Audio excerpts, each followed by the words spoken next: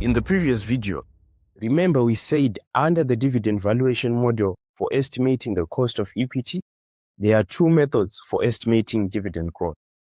And these are the historical dividend growth method and the retention growth method. Let's start by looking at how the historical dividend growth method works, often referred to as the Gordon growth model or the dividend discount model. Under this method, the underlying principle is that dividends will continue to grow in the future at approximately the same average rate as they have grown in the past. And the formula used to estimate the growth rate here is displayed on screen. The DN represents the earliest dividend, D0 represents the latest dividend, and N represents the number of years. If we apply the formula, we get a compound annual growth rate. So basically, in simpler terms, the historical growth model utilizes past dividend patterns to estimate dividend growth. Let us look at an illustrative example on application of the historical growth method in estimating the growth rate of dividends. The scenario requires us to estimate the growth rate and the cost of equity, assuming the current ex-dividend market value is $18.50 per share, based on the dividend pattern shown over the past 5 years. Here, the first step is to define variables. Our variables are derived from the formula KE is equal to D1 divided by P0 plus G for estimating the cost of equity under the dividend valuation model. The D1, which is the expected dividend per share next year, and this is 1.25 as per the scenario. But take note that this must incorporate the growth rate. The P0, which is the current market price of the share, and this is $18.50 per share. As for G, which is the expected constant dividend growth rate, we have to estimate this based on the information provided. The second step will be to estimate the growth rate so that our variables become complete. From the information given, we can see that the suitable method to apply in estimating the dividend growth rate is the historical growth rate method.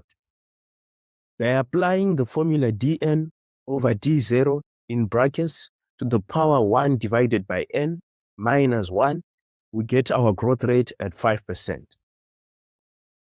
The third step is to apply the dividend valuation model to estimate the cost of equity. And if we do so, we get our cost of equity at 12.01%.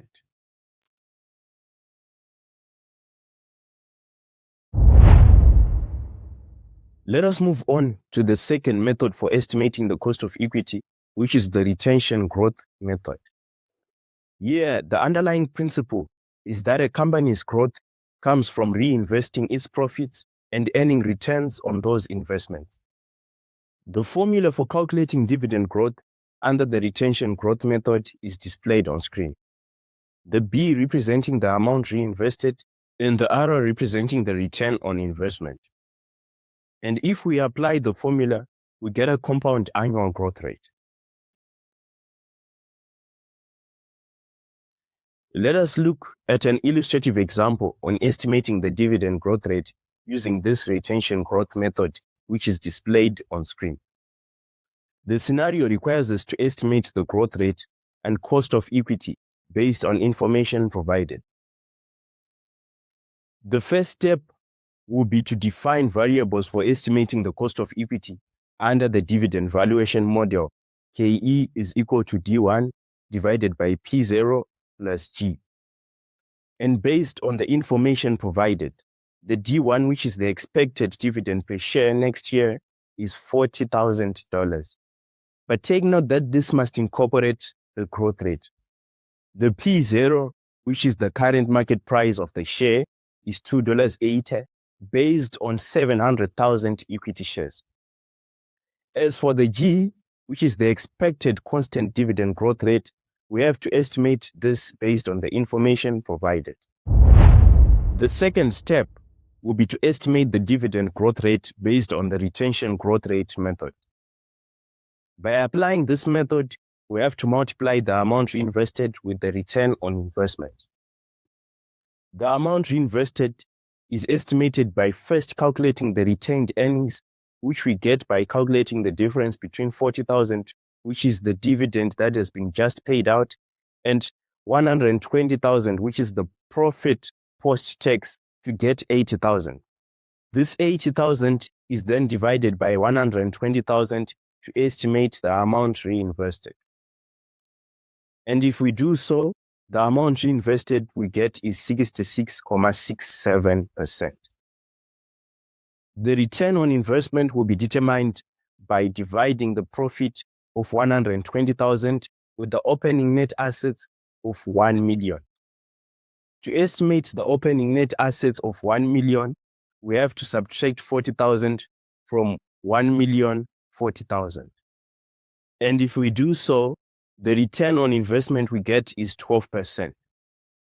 If we multiply the 12% with 66.67%, we get 8%, which is our growth rate. Since we now have all the variables for estimating the cost of equity using the dividend valuation model, if we apply the formula KE is equal to D1 divided by P0 plus G, we get our cost of equity at 10.20%.